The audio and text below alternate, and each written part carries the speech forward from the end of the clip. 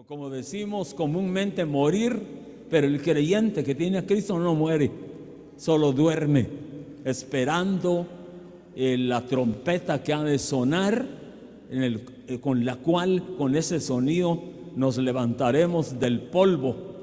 Si ya nos convertimos en polvo por los años de estar sepultados del polvo, dice, yo sé que mi Redentor vive, dice Job en su libro. Yo sé que mi Redentor vive y que aún del polvo Él me levantará.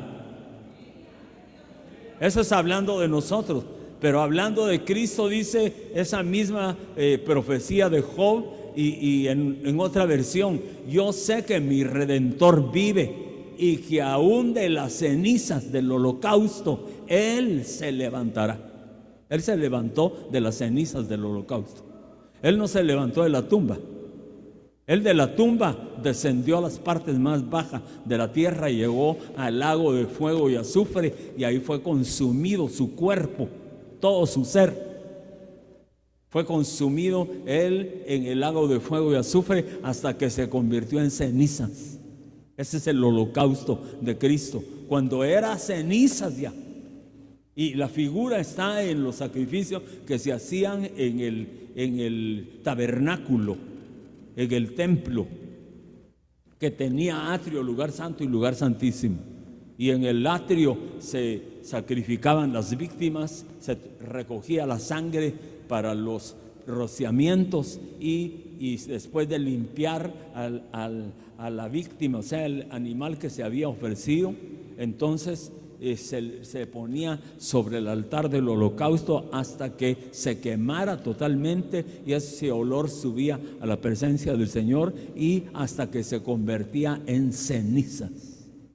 Y Cristo hizo eso. La figura era en el tabernáculo, pero la realidad fue el sacrificio y el holocausto de Cristo, que fue a pagar. ¿Por qué no fue al infierno? ¿Por qué no fue al Hades? Él fue al lago de fuego y azufre. Y el lago de fuego y azufre nadie ha ido hasta este momento.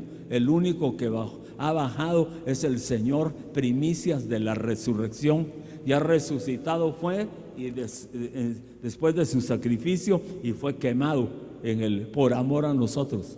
Y por eso nosotros somos libres de la muerte segunda, porque la muerte segunda es cuando todos los pecadores sin Cristo de toda la tierra, de todo el mundo, por no haber tenido a Cristo en su corazón y haber vivido en pecado, después de juzgarlos serán arrojados al lago de fuego y azufre, y eso le llama a la Biblia la muerte segunda. Entonces hay una muerte primera, que es cuando partimos o alguien parte con Dios y murió y si es cristiano durmió esperando el día de la resurrección. Pero la muerte segunda es la condenación eterna. Por eso nosotros no vamos a comparecer en el tribunal, en el tribunal del trono blanco, sino que vamos a comparecer en el tribunal de Cristo el día del arrebatamiento. Porque en el tribunal de Cristo nos van a juzgar para galardones, pero en el tribunal del trono blanco del Padre van a juzgar para condenación eterna. Van a resucitar todos los muertos de pecadores de toda la historia de la tierra y de la vida, y cada uno será juzgado y condenado por sus hechos para estar ardiendo para siempre y apartados de Dios en el lago de fuego y azufre. Pero el Señor ya pagó por nosotros y tenemos que agradecerle que Él haya pagado por nosotros la muerte segunda y nos haya librado de la muerte segunda. Para nosotros es la vida eterna y viviremos con Él y estaremos con Él. ¿Cuánto le dan un aplauso al Señor?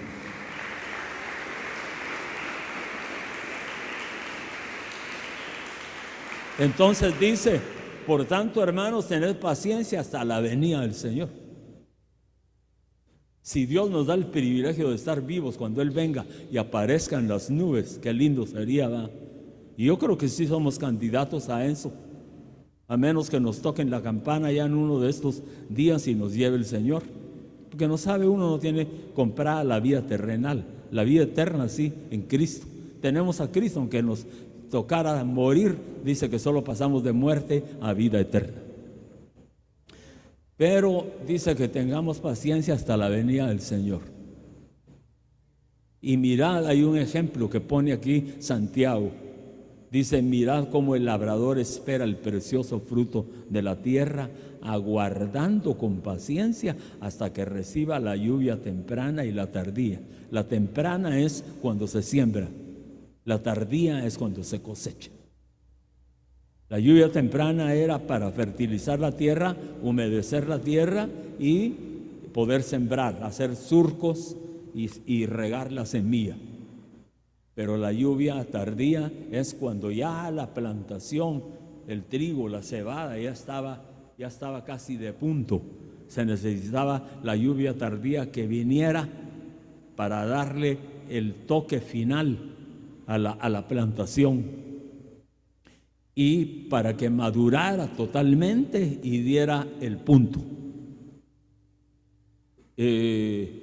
Por ejemplo, cuando se siembra y se cosecha trigo, nosotros en el altiplano aprendimos eso, y era que cuando ya estaba de punto para llevarse a cabo la cosecha y meterle la hoz a la plantación y hacer las gavillas y recoger todo el trigo, se siembra trigo y cebada y otros granos, pero principalmente el trigo. Entonces, cuando ya se mira que ya llegó a su punto, es cuando la espiga estaba así vertical. La espiga estaba así vertical, pero cuando ya llegó a su punto, la espiga se dobla y se agacha. Entonces, cuando está agachada la espiga, llegó el tiempo de meter la hoz y de recoger la cosecha. Qué tremendo, porque Dios, ¿por qué dejó eso? ¿Por qué le dictó porque Dios tiene dominio y poder sobre todo lo que existe? Y el Señor le ha de haber dicho a la siembra: tienes que inclinarte para que te corten y te reciban y te tríen y te guarden como grano en los graneros. Y entonces la misma siembra ya madura se inclina, como quien dice: aquí estoy lista ya para que me cosechen, para que metan la hoz, para que me corten, para que me tríen, para que me quiten la paja, el tamo y todo lo que no es valioso, y dejen solo el trigo ya limpio, dorado, para recogerlo y echarlo en el granero. Entonces Dios nos compara a nosotros con esa cosecha de cebada y de trigo. La primera plantación que se recogía en Israel como primicia de la cosecha era la cosecha de cebada. Entonces, a nosotros, como somos primicias, llamados primicias del Señor como iglesia, somos los primogénitos del Señor. Entonces, a nosotros el Señor nos compara a la cebada, no al trigo. Las cebadas son las primicias y nosotros somos primicia. Amén. El trigo es la gran cosecha, son todos los salvos. Pero la iglesia novia es la primicia que se va a casar con Jesucristo. ¿Dicen amén? Bueno, entonces, entre la siembra y la cosecha no hay mano humana que le dé el crecimiento, que le dé la talla, que le dé la fertilidad, que le dé todo, porque es Dios el dueño de la tierra. Dice el Señor: mía es la tierra y su plenitud, el mundo y los que en él habitan. Entonces, el trabajo del sembrador es sembrar. Ya que se humedeció la tierra, ya que se hicieron los surcos, ya que se limpió la tierra de raíces, de piedras, de todo, y quedó la tierra bien preparada, se riega. Y pasa casi todo un año, un lapso, en el cual el sembrador tiene que tener paciencia y confiar en Dios. Porque dice la Biblia: uno es el que siembra, otro es el que cosecha, pero Dios es el que da el crecimiento. O sea, podemos sembrar y podemos tener deseo de cosechar o fe para cosechar. Pero si Dios no echa su bendición para el crecimiento, no va a haber cosecha. ¿Cuántos dan gloria al nombre del Señor? Entonces a nosotros, cuando nos salvaron, nos sembraron en nuestro espíritu el Espíritu de Dios, nos lo implantaron, nos hicieron nacer de nuevo. El Señor Jesucristo hizo esa obra en nosotros y el Espíritu Santo. Fue sembrado, implantado el bendito Evangelio de Cristo, la salvación en nosotros. Pero necesitamos crecer. Necesitamos crecer a lo largo de nuestra vida cristiana hasta llegar a ser maduros. Entonces, solo es salvo, pero no tiene la estatura que Dios quiere que tenga el creyente. Entonces, entre este lapso de la siembra y de la cosecha, hay que recibir de Dios la enseñanza, la palabra, el poder del Espíritu Santo, los dones, los carismas, y ser enseñada a la iglesia, como dice en Efesios 4:11, que Él mismo constituyó a unos los apóstoles, otros profetas, otros evangelistas, otros pastores y maestros para la edificación del cuerpo de Cristo. La edificación se lleva a cabo desde la salvación en adelante, edificar, edificar y edificar. Y los edificadores son los 5 ministerios. Y entonces nos enseñan, nos ministran la palabra, nos dan la enseñanza, la predicación, ministran el poder del Espíritu Santo, y ahí vamos creciendo y creciendo. Solo éramos semilla plantada, pero ahora se va a manifestar que hay un crecimiento, empezamos a dar fruto, empezamos a tener estatura espiritual, vamos creciendo, vamos madurando, y el Señor espera de nosotros que lleguemos al punto en el cual estamos ya listos para ser cosechados, que sería el levantamiento de la iglesia, que nos vamos con el Señor. Pero entonces, antes de ese levantamiento, tiene que venir la lluvia tardía, que es el derramamiento máximo del Espíritu Santo, para que nos dé la llenura, la unción, la gloria y el poder, y podamos nosotros experimentar algo extraordinario, empezar a ver cosas que ojo no vio, ni oído oyó, ni han subido a corazón de hombre. Son las que Dios tiene preparadas para los que le aman. ¿Quiénes amamos al Señor? ¿Quiénes aman al Señor? Levante su mano y diga gloria a Dios. Vale. Pero el Señor dijo algo: el que me ama, mi palabra guardará. Y ese concepto, mi palabra guardará, si la guardó es porque la oyó, la atesoró, la practicó y la vivió y la vive y la guarda en su corazón. Entonces, si amamos al Señor, guardemos la palabra, atesoremos la palabra, aprovechemos la palabra. ¿Cuántos dan gloria al nombre del Señor? Aleluya. Y a su nombre. Me da mucho gusto verte, Andoni. Yo tenía rato yo pensé que habías sido arrebatado. No, pero aquí está Andoni, lo bendecimos y es nuestra oveja del rebaño y amado aquí. Eres amado aquí. Gloria a Dios. El otro día te vi más gordito y ahora te miro mejor. Sí, te miro que bajaste de peso. Y eso es bueno. Y eso es bueno porque cuando uno está gordito, pues, qué bien se mira usted, qué galán, dice, sí, pues, pero también esa galanura, detrás de esa galanura también se esconden muchas enfermedades. ¿Cuántos dicen gloria a Dios? Y a su nombre. Hoy hablé con un hermano que era un globo, que vino con Edwin de allá de México. Y el hermano le practicaron un bypass, que le redujeron el estómago, porque comía, pero tremendo para comer. Entonces estaba demasiado, ¿ves? Y entonces le hicieron esa operación, le redujeron el estómago y entonces adelgazó 45 kilos. Yo no sé cuántas libras son 45 kilos. ¿Cómo cuánto? ¿90?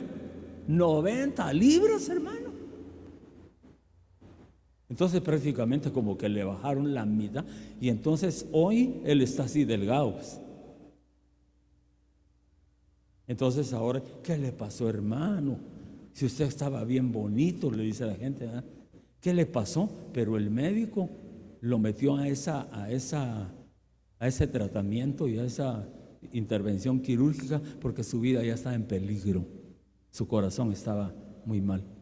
Dice que con esa operación se le fue la diabetes, se le fueron todas las enfermedades. Entonces ahora pues se mira así delgadito y arrugadito. Pero me dice, pero estoy fuerte y me siento sano y me siento feliz. Ahora puedo caminar. Yo ya no podía ni caminar, me dijo. Ya no se podía ni acorrear los zapatos. Pero entonces la gente mira y dice, ay, pobrecito, ¿qué le pasaría? Pero lo que le pasó fue que lo operaron para que ya no tuviera ese peso que tenía. Y yo le dije, ¿usted se siente contento? Sí, me siento contento. Ya no soy el guapo de antes, pero me siento contento y me siento sano. Entonces dice que esperemos con paciencia. Entonces Dios nos va a ir cambiando. Cada servicio que tú vienes a la iglesia, cada enseñanza, el Señor va haciendo una obra en ti, obra en ti.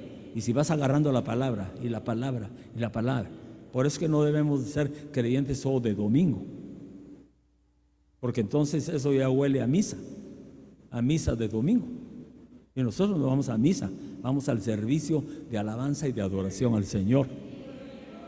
Entonces, entre más palabras recibamos y la atesoremos y la guardemos y más nos llenemos del Espíritu Santo y el Espíritu Santo nos ministre, más vamos a ir dando la talla de crecimiento, de crecimiento, de crecimiento. Vamos a crecer. Dice que Cristo Jesús, cuando era niño, el Señor Jesús, crecía en estatura, pero ¿qué más? Crecía en sabiduría. ¿Y qué más? En conocimiento. O sea que en Él, por ser Dios con cuerpo de hombre, en Él había un potencial dentro de su ser. Entonces lo que hizo el Padre fue que se manifestara, conforme iba creciendo Él, se manifestara lo que había dentro de Él, que era Dios y hombre. Y todos se quedaban asustados. Nunca un hombre nos había hablado como nos habla porque no habla como los escribas. ¿Y quiénes eran los escribas? Los que se sabían hasta de memoria toda la escritura. A un escriba le decían, ¿me podría usted escribir el Salmo 91? El más grande salmo de la Biblia es el 119, tiene 176 versículos. Y estos escribas se los sabían de memoria, hermano. Y le decía, ¿me puede escribir el Salmo 119? Sí, con gusto. Tal vez cobraba, pues, porque lo oyeron. Y no había papel en ese entonces, sino eran pergaminos de pieles de ovejas y de pieles de carneros y de animales que se curtían. Y ahí escribían ellos en pergaminos. Y todo lo ponían cabal así. Entonces, pero ahora dice los que oyeron a Jesús, ¿quién es este que habla con tanta autoridad y palabras de gracia salen de su boca? Admirable oírlo, porque él no habla como hablan los escribas, que se saben hasta de memoria la escritura, sino que él habla como quien tiene autoridad. Escuchar al Señor, que dichosos los que lo escucharon. Escuchar al Señor Jesús, uno no se dormía en el culto. Uno estaba atento, oyendo. ¡Qué enseñanza! Porque fue el maestro más grande del universo que puso sus pies en esta tierra para venir a enseñar. Por eso es que los 12 que caminaron con él, ay, cuando les cayó el Espíritu Santo y fueron llenos en el aposento alto del Espíritu Santo, toda la enseñanza que recibieron en 3 años y medio fue intensivo, la enseñanza intensiva, la enseñanza que el Señor le dio a sus 12 discípulos, pero intensiva. Y les daba teoría, que era la palabra logos, pero les daba también el rema, que era ver milagros, maravillas, portentos y obras sobrenaturales. Así que ellos tuvieron una escuela de teoría, de logos, y tuvieron una escuela de hechos, práctica. Entonces, un estudiante que se está preparando para alcanzar el título para el cual está luchando y esforzándose, ese estudiante no necesita solo teoría, él necesita también práctica. Y por eso antes de graduarse lo mandan a hacer su EPS o a hacer una práctica que tiene que hacer, porque solo teoría sería un profesional teórico. Y un profesional teórico, si es un ingeniero civil, por ejemplo, y es solamente él recibió toda la teoría y la enseñanza de la carrera de ingeniero civil, entonces ya se graduó, llega y le dan una obra, y los que le van a decir: no es así, ingeniero, van a ser los albañiles y los maestros de obra. Es que no es así, ingeniero, son tantas porciones de arena, tantas de cemento, tanto de esto. No, entonces él tiene la teoría, pero no tiene la práctica. Entonces, importante la práctica. Y la escuela del Señor fue y es teoría y práctica, logos y rema. Logos es lo escrito, rema que lo escrito se hizo realidad. Ya me detuve bastante en este versículo, pero era necesario. Entonces, lluvia tardía, la lluvia Malcosh, la lluvia tardía, la lluvia Malcosh. Y dice lluvia de primavera, porque en Israel no es como aquí, que aquí son otras las fechas de la cosecha, o en tierra fría son otras fechas para la cosecha, pero en Israel en la primavera es la cosecha, y la siembra es en octubre, y en primavera es la cosecha. Entonces dice figurativamente, lluvia tardía es elocuencia, figurativamente, pero es la lluvia tardía que va a venir a darle el toque final a la cosecha para que sea levantada. ¿Cuántos estamos esperando ser levantados? Gloria a Dios. Entonces vamos a ver aquí, le quiero leer los beneficios que tiene la lluvia tardía para poder, siga hermano, siga más. Ahí está, los beneficios que tiene la lluvia tardía, los beneficios de la lluvia temprana, pero también los beneficios de la lluvia tardía. La temprana es abonar y preparar el terreno con el arado, y la reja del arado rompe el terreno incultivable, desarraiga las raíces de las malas hierbas, y una vez que el terreno está preparado, hace la siembra de la buena semilla. La semilla tiene en sí un principio germinativo, un principio que Dios mismo ha implantado para que este principio pueda actuar. El agricultor tiene que hacer su parte, arrojar la semilla en el terreno preparado con la esperanza de recogerla multiplicada en una cosecha abundante. La semilla echada en la tierra humedecida capta la humedad y germina, y en la superficie de la tierra aparece primero como hierba, luego empieza su crecimiento, y dentro de la tierra la semilla germinada echa raíces y se arraiga en el suelo para obtener los nutrientes que están en el terreno. Eso lo podría explicar mejor Erasmo, que es ingeniero agrónomo, porque imagínense yo enseñándole a él cosas de siembra y de cosecha, si él es máster en siembra y cosecha, pero como es espiritual. Disculpa, papadito, pero yo tal vez no lo sé a plenitud, pero es lo que me enseña la palabra del Señor. Y miren los beneficios de la lluvia tardía. Que la planta que había empezado su crecimiento con la lluvia temprana termine su crecimiento. Dice la Biblia que Dios, el que comenzó en nosotros la buena obra, la terminará. No nos vamos a quedar a medio. Empezó y ya no siguió.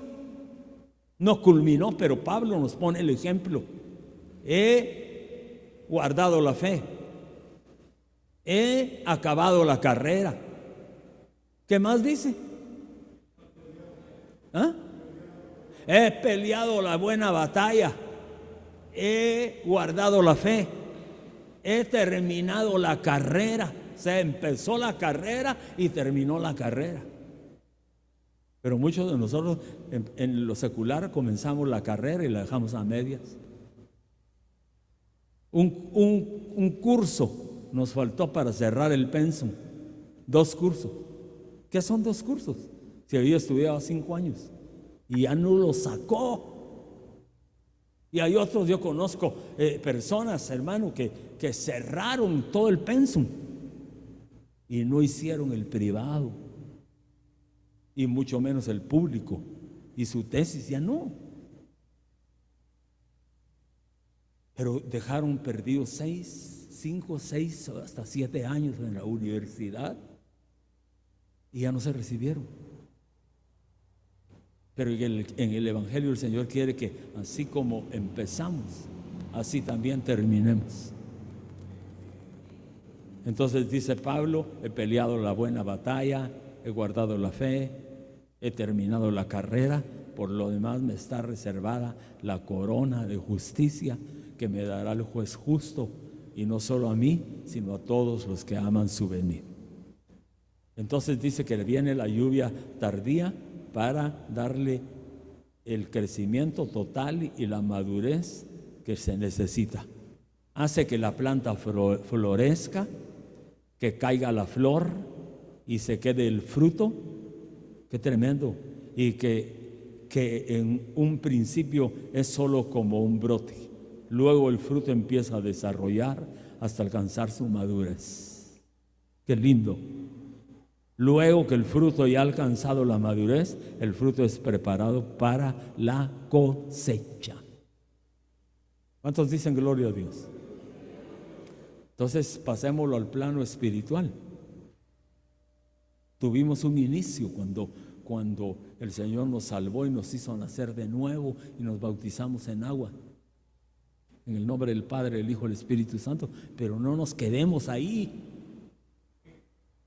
Congreguémonos y convirtámonos en discípulos, porque el discípulo es aquel que acepta a un maestro que sería su pastor para que le enseñe, para que le enseñe y para que le enseñe. Y entonces va a crecer, va a crecer, va a crecer, y después va a ser un obrero aprobado, que no tiene de qué avergonzarse, que sabe trazar la palabra de verdad, que insta a tiempo y fuera de tiempo, que redarguye con paciencia y con doctrina. Qué lindo, ¿sí? Dios me ha puesto en el corazón preparar un grupo de hermanos para el ministerio. Y lo vamos a hacer un día a la semana, y va a ser una preparación con vistas. Nuestra meta va a ser aprender hoy para servir mañana en un ministerio. Entonces vamos a estar dando esa capacitación y ese discipulado. El Señor tuvo su discipulado y lo tuvo de 12. Siendo el rey del universo, pudo haber tenido un discipulado de 500 alumnos o de 500 discípulos. Solo tuvo 12. Y entre los 12 solo 11 fueron aprobados, porque hubo un traidor entre los 12, que fue Judas. Pero el Señor les dio enseñanza, los jaló, caminaron con él, se sentaron con él a la mesa, fueron hice caminos polvorientos bajo el sol a lejanas distancias, pero detrás de él, detrás de él, detrás de él, y aprendieron y aprendieron. Cuando él se fue, fueron levantados como los apóstoles del Cordero. Entonces vamos a hacer un listado de hermanos que Dios me ilumine a mí para llamarlos y que formar ese equipo que se va a formar. ¿Con qué visión? Visión de abrir obras en los municipios de Suchitepeques. Abrir obra en todos los municipios de Suchitepeques, empezar con una familia, empezar con un grupito, discipulándolos, trabajando con el propósito de llegar a levantar un campo que después pueda ser llamado iglesia. Amén. Bueno, entonces seguimos. Dios hace llover sobre malos y buenos. Jeremías 5, 24 y 25. Y no dijeron en su corazón, está hablando del pueblo de Israel, no dijeron en su corazón: temamos ahora a Jehová Dios nuestro, que da lluvia temprana y tardía en su tiempo, y nos guarda los tiempos establecidos de la siega. ¿Qué nos enseña esto? Que nosotros sí debemos. Si ellos no honraron a Dios, nosotros sí debemos de honrar al Señor. Y lo que dice aquí, no dijeron: temamos ahora a Jehová nuestro Dios, que nos da la lluvia temprana, la lluvia tardía, y que guarda los tiempos establecidos para la siega o la cosecha. Pero nosotros sí le vamos a dar gracias, Señor, porque tú has sembrado lo mejor en nosotros y nos has dado la lluvia temprana. Las primicias del Espíritu están en nosotros y nos estás haciendo crecer, crecer, crecer para que maduremos, Señor. Pero antes de que sea el levantamiento nuestro, el arrebatamiento, tú nos vas a derramar tu Santo Espíritu, que va a ser espiritualmente hablando la lluvia tardía, pero espiritualmente hablando va a ser el derramamiento grandísimo del último tiempo, lo que dijo el profeta Joel. Y en los últimos días, dice Dios, derramaré de mi espíritu sobre toda carne, y vuestros hijos y vuestras hijas profetizarán, y vuestros ancianos tendrán sueños, y vuestros jóvenes tendrán visiones. Y aún sobre mis siervos y sobre mis siervas, sobre mis doulos y mis doulés en griego, derramaré de mi Espíritu Santo y profetizarán. Y haré señales arriba en el cielo y abajo en la tierra, sangre y fuego y vapor de humo. El sol se convertirá en tiniebla y la luna en sangre, antes que venga el día grande y terrible del Señor. Y todo aquel que invocare el nombre del Señor, ese será salvo. Entonces decimos nosotros: pero eso ya cayó, ya descendió, porque el apóstol Pedro hace 2000 años en el aposento alto dijo: esto es lo dicho por el profeta Joel 2:28, que en los postreros tiempos derramaría el Señor de su espíritu. Sí, pero no fue el cumplimiento total, porque el Señor le dio gloria a la iglesia del principio, pero habló proféticamente que la gloria del tiempo final, del final de la iglesia sobre la tierra, sería más grande la gloria del final que la gloria del principio. Entonces, si la gloria del principio fue cuando descendió el Espíritu Santo a partir del derramamiento en el aposento alto y llenó a la iglesia, y el poder del Espíritu se manifestaba a donde se predicaba la palabra y donde se convertía la gente, tuvo gloria a la iglesia, fue poderosísima. Pero la del final va a ser más poderosa, porque a ellos les cayó la lluvia temprana, pero a nosotros nos va a caer la lluvia tardía. ¿Cuántos dan gloria a Dios? Y a su nombre. La lluvia tardía de la palabra de Dios. Mire este pasaje. A mí me fascinó este pasaje, hermano, porque el que está hablando ahí es Job. Job, antes de que el diablo lo llevara en esa prueba tan terrible que Dios permitió y lo hiciera, pero lo hizo pedazos. Le mató a su familia, le mató a sus hijos. A la mujer no se la mató. Yo no sé por qué no se la mató. Se lo hubiera matado, digo yo. Porque, ¿qué mujercita, hermano? ¿Acaso no le dijo, y todavía bendices a Dios y mira cómo te tiene? Porque mire el consejo que le dio. ¿Qué mujercita es? Con una mujer así no llegamos ni a la esquina, hermano. ¿Y sabe qué le dijo? ¿Por qué no mejor maldices a Dios? ¿Y cómo va uno a maldecir a Dios? ¿Por qué no maldices a Dios y después te mueres? Esa señora sí era cardíaca, hermano. En lugar de decirle, estoy orando por ti, Job, para que Dios te saque de la prueba. Pero a ella no le pareció. Se estaba lleno de sarna maligna, tirado en ceniza y vestido con brines encima, y era una llaga todo su cuerpo. A mí se me imagina, usted perdóneme, qué imaginación la que tengo yo, que esta ya había visto un filisteo ahí en la calle.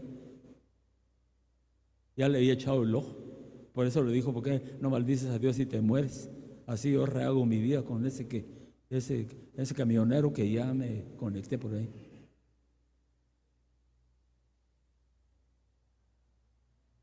Pero le dijo, como una mujer insensata, como una mujer que insensata, fatua, has hablado. Pero te digo, Dios me dio y Dios me quitó, y sea el nombre de Dios bendito. Y dice que en todo eso no pecó Job, sino honró al Señor.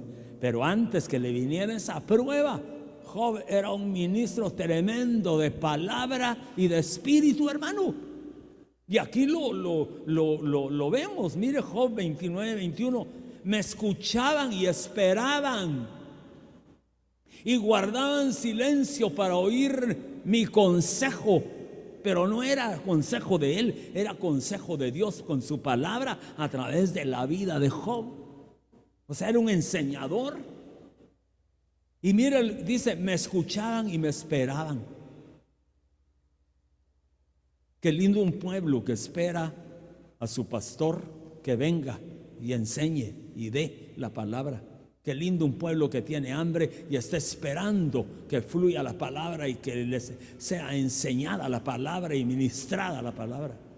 Mire, me escuchaban y esperaban y guardaban silencio para oír mi consejo. O sea, había una atención al 100% a lo que decía Job. Versículo 22, después de mis palabras no hablaban de nuevo, se quedan callados mejor. Y sobre ellos caía gota a gota mi discurso.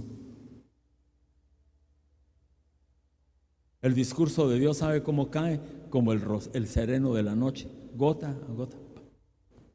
Por eso el Señor en aquel pasaje, creo que es el capítulo 5 del Cantar de los Cantares, le dice a la iglesia amada, le dice, amada mía, esposa mía, paloma mía, perfecta mía, ábreme, porque las gotas del rocío de la noche han empapado mis cabellos.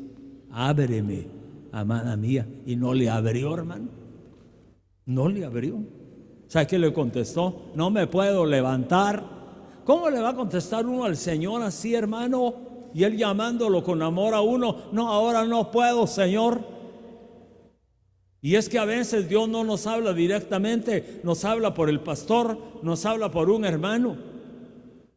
Y le dice, hermano, ya no te hemos visto en la iglesia, hermano, tu lugar está ahí, se queda vacío y nos haces falta. Hermano, ¿qué te está pasando? Estamos orando por ti y te amamos, hermano. Sí, pero es que no tengo tiempo.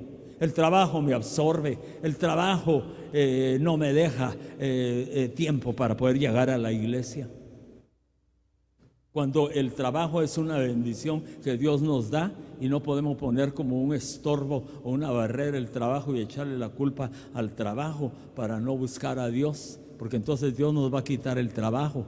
Yo conozco a hermanos que pusieron el trabajo como escudo para escudarse del Señor y el Señor les quitó el trabajo.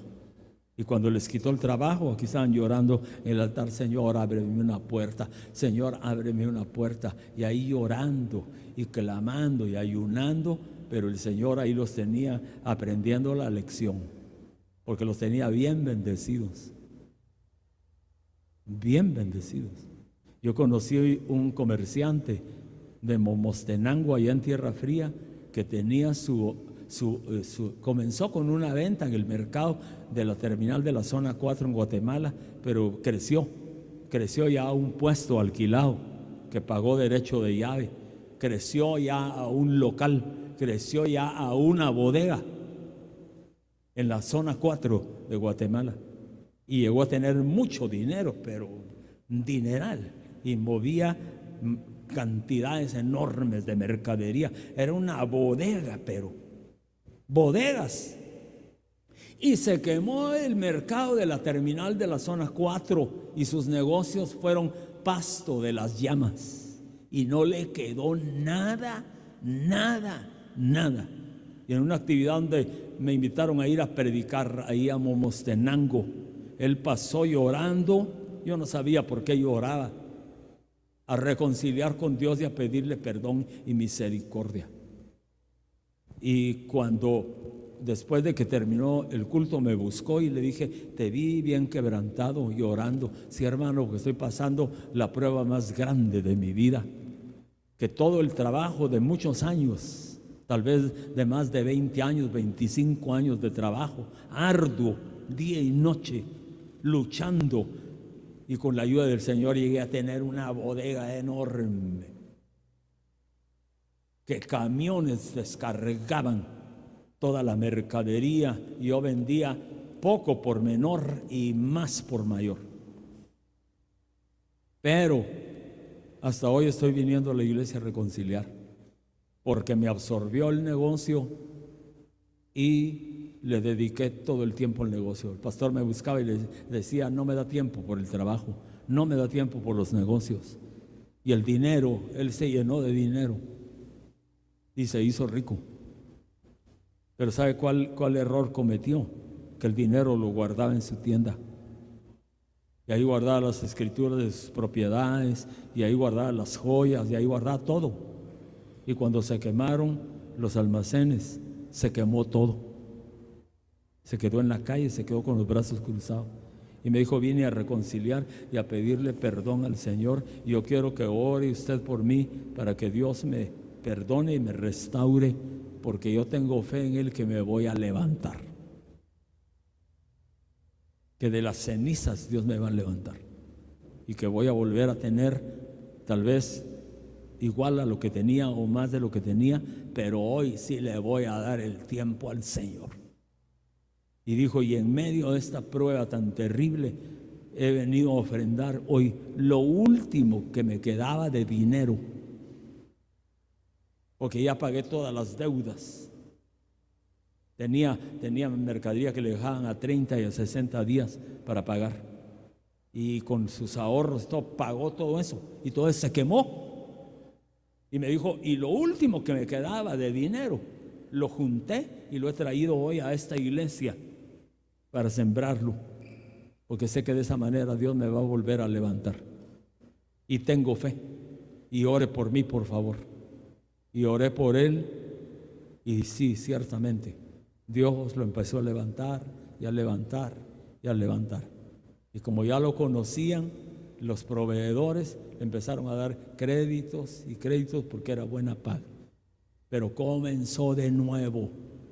Dios, cuando trata con uno, porque uno no hace las cosas como a Él le agradan, nos baja del caballo del orgullo y nos humilla para que comencemos de nuevo, y ahí recapacitemos que lo que estábamos haciendo antes de esa caída no era bueno ni agradable a los ojos del Señor. Así que Job dice: después de mis palabras no hablaban de nuevo, y sobre ellos caía gota a gota mi discurso. Y el Señor diciéndole: amada, ábrame, porque mi cabello está empapado de las gotas de la noche. ¿Qué le estaba diciendo ahí? ¿Empapado de qué? De palabra. Tengo todos los remas que mi Padre me ha dado, tengo toda la revelación, tengo completo el misterio de la revelación de la palabra. Soy el portador de la palabra y te quiero enriquecer con la palabra. Te quiero dejar los tesoros escondidos que son manifestados y revelados, y los secretos muy guardados. No puedo, ya me acosté, ya me lavé los pies y me metí a la cama. Y además de eso estoy desnuda. ¿Cómo puedo pues levantarme? Mire qué condición. Si vemos en lo espiritual, la desnudez es vergüenza. La desnudez es haberse quitado el manto que Dios le puso de cobertura y tenerlo en poco y vivir una vida a la manera del mundo. Y no le abrió, por más que le dijo: amada mía, esposa mía, paloma mía, perfecta mía. No le abrió. Cuando se fue, entonces recapacitó y dijo: mejor me pongo mis sandalias, me visto y me pongo mi manto encima y salgo corriendo. Lo voy a ir a buscar, porque ¿por qué yo fui tan torpe de no abrirle? Salió corriendo y ya no lo encontró. Iba llorando por las calles y diciendo: ¿dónde está mi amado? No han visto a mi amado, lo ando buscando. Y le preguntó a las mujeres que iban por las calles y dijeron: no hemos visto a tu amado. Y dice que la encontraron los guardas de la ciudad, que son tipos de demonios y de espíritus inmundos. La golpearon, la hirieron, la despojaron de su manto, la dejaron golpeada, y lo que le quedó fue sufrimiento, porque cuando quiso abrir la puerta ya se había ido el Señor, y lo que le quedó era mirra líquida que fluía en la manecilla de la puerta. Eso le quedó. El que no atiende a Dios a tiempo, lo que le va a quedar es sufrimiento. Y el Señor no quiere que suframos. Él quiere que nos gocemos y que triunfemos en la vida para la gloria de su santo nombre. ¿Cuántos dicen gloria a Dios? Y dice que lo esperaban como a la lluvia. Dice que lo esperaban para que cuando Él llegara, y abrían su boca como a lluvia de primavera, quiere decir a lluvia tardía. Abrían su boca. Eso muestra que tenían hambre y tenían sed de que llegara Job a dar su discurso. En el Salmo 119, 131 dice: abrí mi boca y suspiré. ¿Cuándo se suspira? Cuando se extraña a alguien que amamos, o cuando se extraña algo que amamos y perdimos. Entonces se suspira, o porque anhelamos que aquel ser querido esté con nosotros. Entonces se suspira. Abrí mi boca y suspiré, dice el salmista, porque anhelaba tus mandamientos. Que nosotros, hermanos, abramos nuestra boca y suspiremos por el anhelo de recibir la palabra bendita del Señor. ¿Acaso no cuando fuimos a las aulas del instituto, o a los que nos dio el Señor el privilegio de estudiar en la universidad, acaso no corríamos pues para llegar a tiempo a las clases, a la universidad? Y lo que queríamos era la instrucción, era que nos prepararan, que nos instruyeran, que nos dieran lo que necesitábamos para prepararnos y triunfar en esta vida. Si fuimos así en lo secular, ¿cómo no hacerlo en la iglesia? Que esto es para vida eterna. ¿Cómo no abrir nuestra boca por el hambre y la sed y suspirar: Señor, nos hace falta tu palabra, manda tu palabra, instrúyenos con tu palabra, anhelamos tu palabra? ¿Cuánto le damos un aplauso al Señor?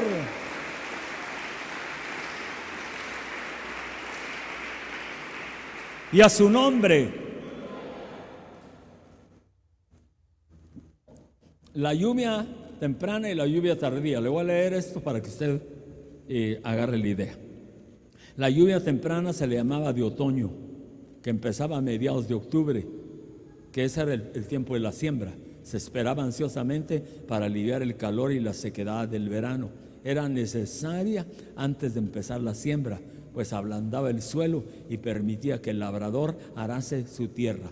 Asimismo, la lluvia tardía o de primavera a mediados de abril era la cosecha. Se requería para regar las cosechas y en especial el grano, de modo que pudiera ¿qué? Madurar. El Señor quiere hacernos madurar a nosotros, cristianos maduros, que no nos importe una mala mirada y que no por una mala mirada que nos hizo algún hermano nos vayamos de la iglesia. Que se me miró mal, ese diácono me miró mal, el pastor me miró mal y tal vez lo que tenía era que tenía el ojo desviado, tenía el ojo torcido y dijo me miró mal. No nos como dicen los mexicanos, no nos rajemos con la primera de cambio, porque de todas maneras en la casa de Dios va a haber de todo.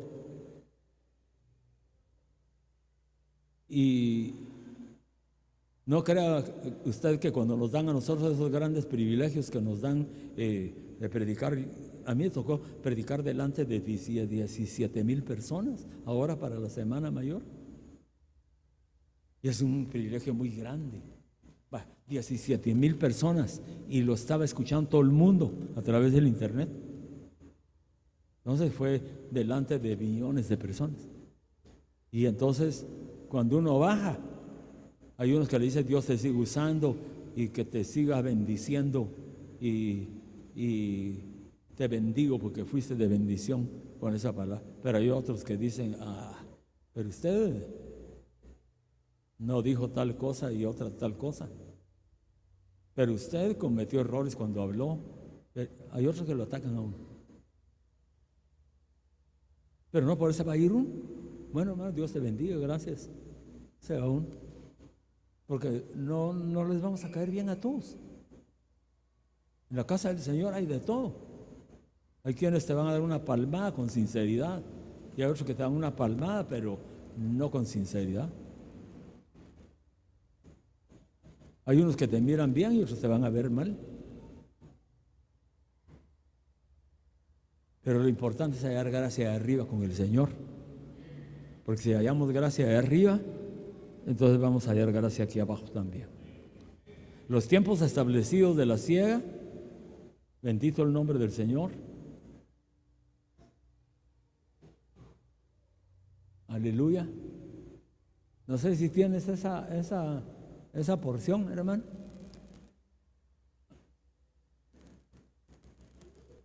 Ahí está Job. O sea que no habías puesto eso, hermano. Sí. No, pero no lo hagas chiquito. Así estaba bonito como lo tenías grande. Ahí está. Proverbios, Job. Gloria a Dios. Voy a ver. Sí, entonces.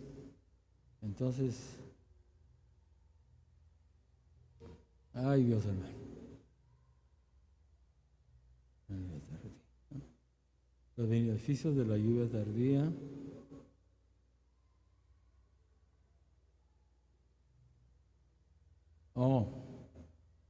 Mira, hermano Camilito, después de los beneficios de la lluvia temprana y de la lluvia tardía, decía Deuteronomio 11:14, y después estaba lo que leí de Job, pero no sé si encontrás Deuteronomio, sí, 11:14.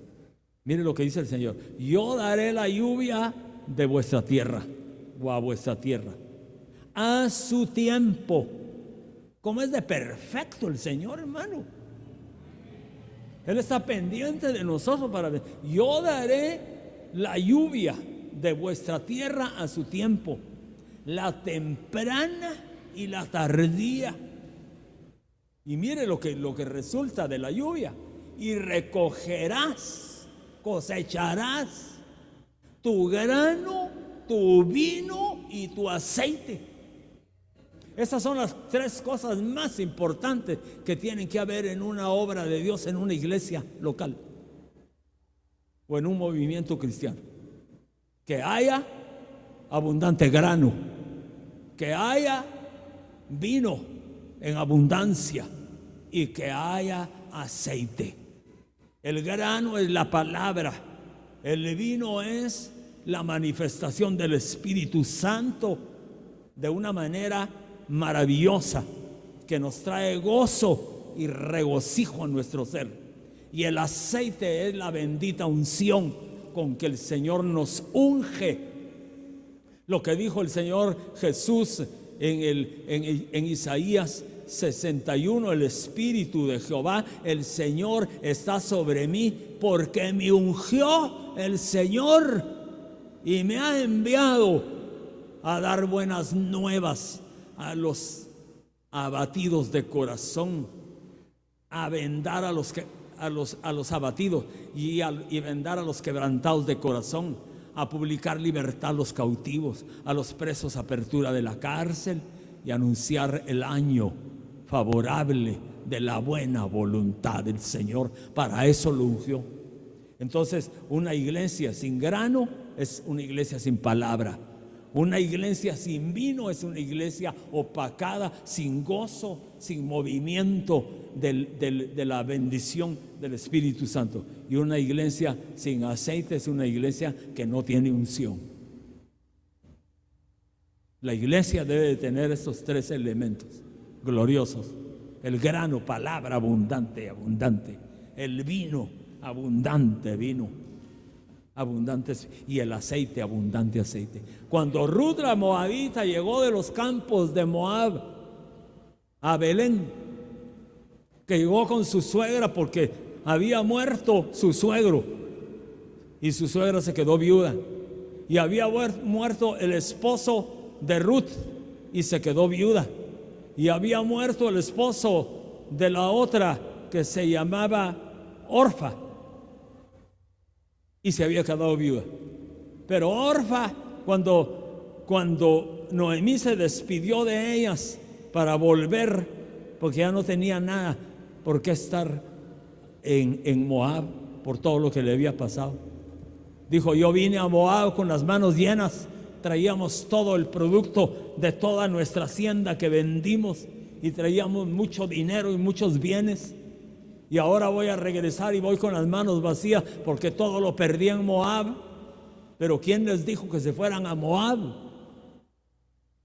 Y perdí a mi esposo en Moab, y Ruth perdió a su esposo, y Orfa perdió también a su esposo, y quedé viuda. Así que, hijas, quédense, porque eran nueras de ella. Quédense en su tierra, yo me voy para Belén, yo me voy a mi tierra, vuelvo, aunque sea derrotada, pero vuelvo y voy para reconciliar y pedirle perdón al Señor y a restaurar. Y entonces le dijo Ruth: yo me voy contigo.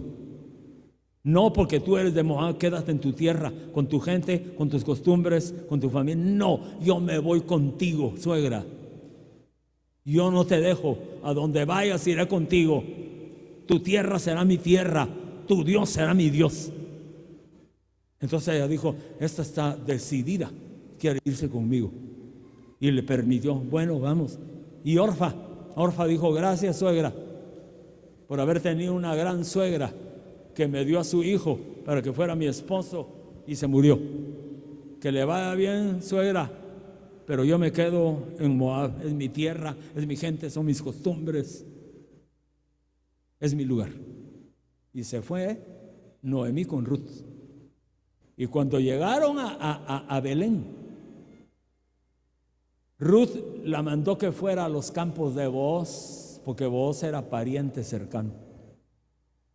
Y cuando llegó Ruth a los campos de Booz, estaba la cosecha. Y en la cosecha, cuando amarran las gavillas y cortan el trigo y la cebada, quedan tiradas espigas que ya no las pudieron atar, y quedan tiradas espigas en el campo. Y esas espigas Dios decía que quedaran para los pobres, para que los pobres llegaran a espigar al campo y recogieran.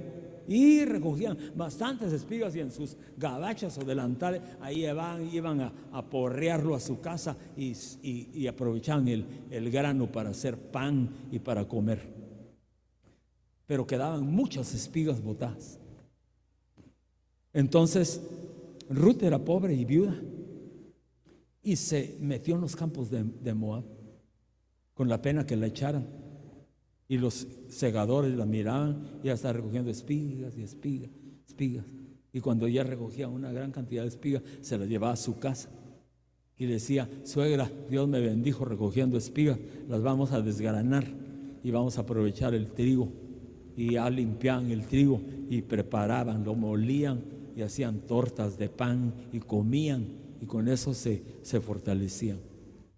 Pero la vieron los segadores. Y Booz un día la miró desde lejos y dijo: ¿quién es esa mujer que está ahí en mis campos? Es Ruth la Moabita, que vino con Noemí de los campos de Moab. ¿Y qué está haciendo? Está recogiendo espigas. Entonces él fue movido a misericordia y dijo: cuando corten, voluntariamente dejen tiradas espigas, así, suéltenlas, pobrecita, para ayudarla, para que recoja buena cantidad de espigas y lleve para comer. Y entonces ella se quedó admirada porque dijo: ahora hay más espigas que en los días anteriores. Sí, porque Booz ordenó a sus segadores que voluntariamente dejaran tiradas, ya intencionalmente dejaran tiradas las espigas. Y ella estaba feliz porque recogía. Pero un día la llamó Booz y le dijo: ven para acá, ¿qué haces aquí? Es que recojo espigas. Sí, te hemos visto y los segadores me han informado. Y me alegra que estés en mi campo. Ven para acá, ya no recojas espigas. A ver, pon tu delantal. Y le echó 6 medidas ya de grano limpio. 1, 2, 3, 4, 5, 6. Ya no aguantaba. Se fue a su casa y le dijo a Ruth: Ruth, Dios me ha bendecido. Hallé gracia ante los ojos del dueño de la hacienda. Y él ya no me dijo que ya no recogiera espigas, sino que me dio medidas de grano. Y ya me revienta aquí la gabacha o el delantal. Qué riqueza le dio. Y eso es tipo de palabra, hermano. Y entonces le dijo: no cabe duda que ya hallaste gracia delante de los ojos de Booz. Has empezado a hallar gracia. Sigue. Otro día le dijo: ven para acá. Y le dijo: cuando esté lo más fuerte del calor del día, te doy autorización para que vengas donde están comiendo los segadores y los siervos, que comen su refacción, su alimento. Y ven y come pan y mójalo en el vinagre. Era en un vino que le daba sabor al pan. Come y aliméntate. Y así fue hallando gracia, hasta que ella se dio cuenta y dijo: aquí hay puerta abierta y aquí me voy a quedar, Dios me va a bendecir. Y una noche le dijo a su suegra: voy a ir, anda, y que te entre la noche. Cuando te entre la noche y esté durmiendo Booz en las eras donde está la riqueza del grano, porque es tiempo de cosecha, Booz ya no se iba a su casa, sino se quedaba en el campo para cuidar toda su cosecha, que era una riqueza tremenda. Acuéstate a sus pies y ahí quédate durmiendo. Se acostó a los pies de Booz, y Booz, cuando sintió que alguien estaba ahí, se incorporó y le dijo: ¿Quién eres? Yo soy Ruth la Moabita y he venido para pedirte que me cubras porque eres pariente mío. Y le pidió que la cubriera. No le pidió otra cosa: cúbreme, hermano, porque en la cobertura hay riqueza. En la cobertura hay riqueza. Hoy lo vimos en el retiro de verano, hermano. Cientos de pastores que vienen de las naciones vienen porque se metieron a la cobertura y vienen a buscar el grano y vienen a buscar, así como Ruth la Moabita, y agarran el mensaje y agarran la palabra y lo apuntan todo y compran los mensajes ya grabados, se van para su tierra y llevan, hermano, riqueza para compartirle a la iglesia que están pastoreando. Donde hay hay cobertura de un Booz, donde hay cobertura de un patriarca que en verdad fue llamado a ser apóstol y a enseñar a los pastores y al pueblo, hay riqueza y abundancia de palabra, porque dice el Señor, donde hay cobertura habrá gloria, y la gloria la da la abundancia de palabra revelada. El doctor Ríos Paredes tenía un dicho: va a haber avivamiento donde hay avivamiento, y será producido por la palabra revelada y por la unción. Y mientras haya palabra revelada, permanecerá en pie el avivamiento. O sea, el avivamiento corre el peligro de terminarse cuando cesa la palabra revelada. Pero mientras haya palabra revelada, habrá avivamiento, habrá fluir del Espíritu Santo, habrá profecía, habrán dones, habrán sanidades, milagros, maravillas y portentos. Démosle un aplauso al Señor.